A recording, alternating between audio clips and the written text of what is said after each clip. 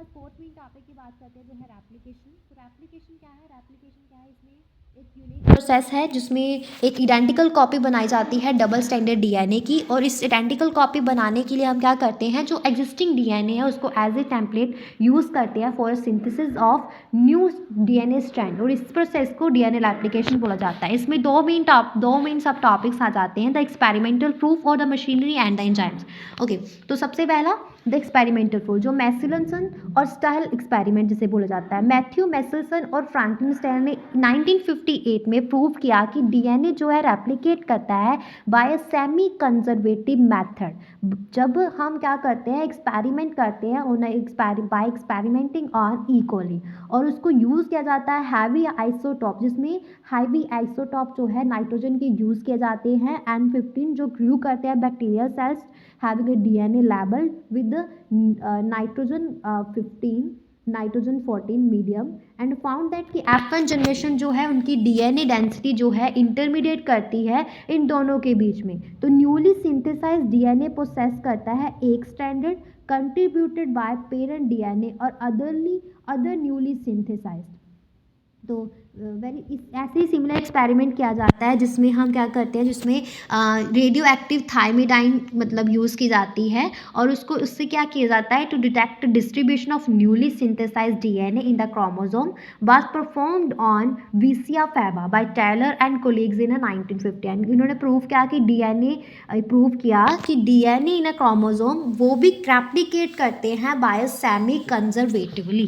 Clear है सारा? उसके बाद नेक्स्ट इसमें सेकंड सब टॉपिक की बात करते हैं जो है machinery and enzymes. Replication of DNA जो है एनर्जेटिकली है, हाईली एक्सपेंसिव है।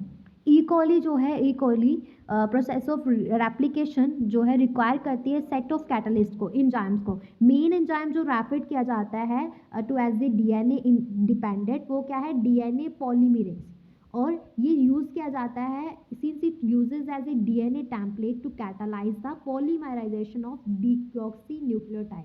और ये एंजाइम जो है ये हाईली एफिशिएंट एंजाइम है, इनको जो है यूज़ किया जाता है, they have to catalyse polymerization of large number of nucleotides in a very short time. Okay, E coli जो है ये ओनली इसके अंदर 4.6 10⁻⁶ BP compare it with the human whose the diploid content is 6.6 into 10⁹ BP। वो complete करता है process of replication को with in 18 minutes. और इसका मतलब ये है कि जो एवरेज रेट है पॉलीमराइजेशन की वो अप्रॉक्सीमेटली 2000 BP पर सेकेंड है। और इसमें क्या है, कोई भी मिस्टेक अगर हो जाती है रेप्लिकेशन के दौरान तो इसके रिजल्ट से म्यूटेशंस होती हैं। इसमें रेप्लिकेशन जो है उसमें अबंडेंट एनर्जी चाहिए होती है, जिससे की वजह से दैट कम्स फ्रॉम जिसकी वजह से ब्रेकडाउन होता है ट्राइफॉस्फेट्स ऑफ डीऑक्सीराइबोन्यूक्लियोटाइड्स का। और एंजाइम हेलिकेस जो है वो एक्ट करता है ओरी साइट पे, और यूनिजिप्स जो है वो दो जो स्ट्रैंड्स है डीएनए के वहाँ पे एक्ट करता है, और ये सेपरेट स्ट्रैंड जो है वो स्टेबलाइज्ड होते हैं by means of a single standard binding protein. और फिर अनविंडिंग जो है क्रिएट करती है टेंशन जिस इन द अनकॉइल्ड पार्ट, जिसके क्या करता है, जिसकी वजह से मोर सुपर कॉइल्स बनती है। अभी जो टेंशन रिलीज होती है वो एंजाइम से होती है। एंजाइम का नाम है टोपियोस्मेरिसिस, और ये क्या करता है, ये nicking of one strand of DNA cause करता है और रीसीलिंग द सेम।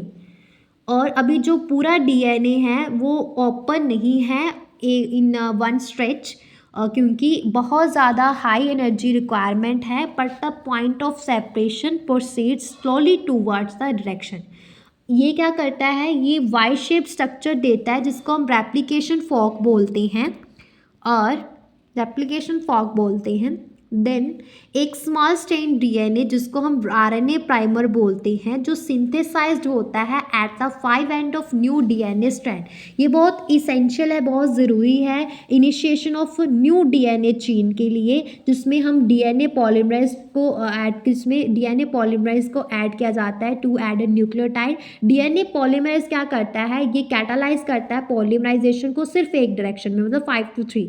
और इसके नतीजे से क्या होता है कि एक स्ट्रैंड जो है वो रेप्लिकेट करता है लगातार और दूसरा जो है वो डिसकंटिन्यू कर जाता है। और डिसकंटिन्यू रेप्लिकेशन जो है वो क्यों होती है, बिकॉज सिर्फ एक स्मॉल स्ट्रेच जो है टेम्पलेट का एक्सपोज होता है एक टाइम पे, और जो डिसकंटिन्यूसली सिंथेसाइज फ्रेगमेंट है वो फिर से बाद में ज्वाइन कर लेता है एंजाइम लीकेज के साथ, डीएनए लीकेज के साथ। और replication does not initiate randomly at any place in DNA. और ये क्या है, there is a definite region E coli और ई कॉली डीएनए जहाँ पे रेप्लिकेशन जो है ओरिजिनेट होती है, और इस रीजन को हम बोलते हैं ओरिजिन ऑफ रेप्लिकेशन। यूकैरियोट्स में जो रेप्लिकेशन है डीएनए की वो एस फेज पे होती है of the cell cycle. Clear है? तो यहाँ पे हमारा 4th मेन टॉपिक फिनिश होता है।